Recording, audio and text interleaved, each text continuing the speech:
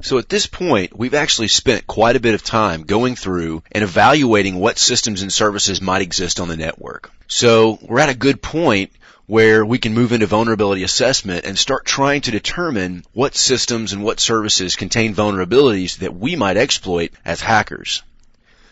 So we're going to take a look at the basic concept of vulnerabilities and exploits and how they play a role into the methodology that we're working with. Then we're going to look at some specific vulnerabilities associated with operating systems and how they might create issues for us, as well as web server vulnerabilities, database vulnerabilities, TCP stack vulnerabilities, and application vulnerabilities. And finally, we're going to actually go through a vulnerability assessment demonstration and show you kind of how to put all this together and make some determinations about your target. So to kick things off, vulnerabilities are basically described as security flaws or errors in software. That software can be operating systems, applications, servers, it really doesn't matter. Even all the way down to routers and switches are going to have software-based vulnerabilities.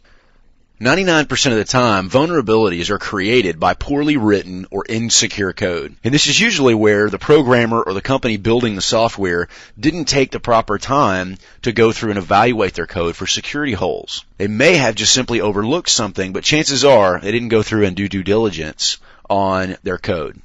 So what we're going to use these vulnerabilities for are to play hand-in-hand with exploits. We're going to use these exploits to utilize the vulnerabilities to either break into or cause damage to the system in some way. Exploits can include various things, such as denial of service attacks, remote execution on the system, manipulation of the remote system, and sometimes information disclosure from that system, where we can extract information from it.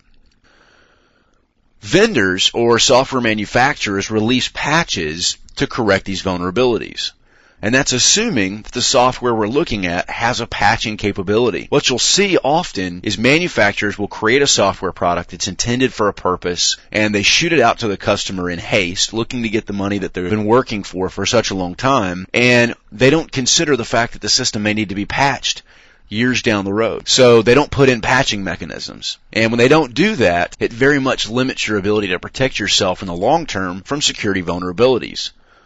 There are quite a few different types of software out there. One of the more common examples of this is some backup software that was recently discovered to have some major security vulnerabilities, but the manufacturer hadn't built in an automated patching mechanism. So when that takes place, it's a lot harder for companies to get the patches out to the system, and in some cases often impossible. So those are the unpatched systems that we're going to be looking for. In addition, it could be the company just chose not to patch the system because an application on that system won't function with a given patch. So it's a take situation where you'll find in most large organizations, every system in the entire bank is not patched properly.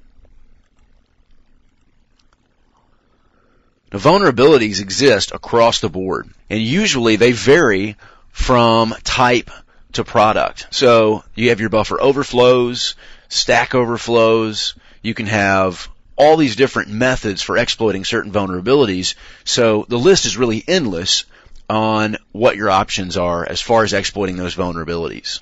So an important thing to keep in mind is we have vulnerability scanners, automated vulnerability scanners, such as Nessus and Nikto, for example, which work. Nessus works across the board for any type of vulnerability. Web server vulnerability, system, application, doesn't matter. Nikto is actually a web scanning vulnerability assessment tool. So every individual vulnerability scanner is going to have its own benefit and its own drawbacks.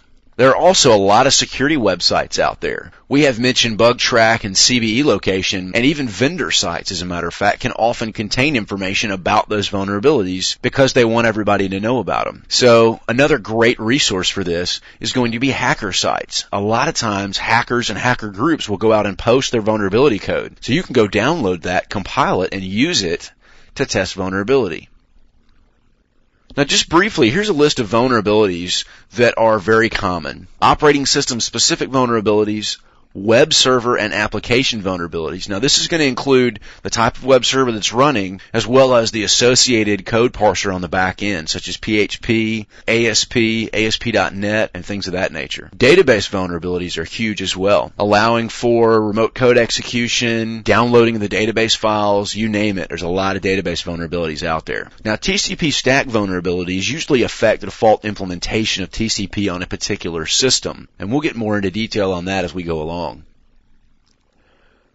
Virus, Trojan, and malware susceptibility. Now, this is kind of a borderline here. A lot of times these viruses and Trojans will exploit various vulnerabilities in the system, and malware will do much in the same thing. So keep in mind that usually these viruses and Trojans and malware are going to exploit one of these vulnerabilities or exploits for the operating system or the application.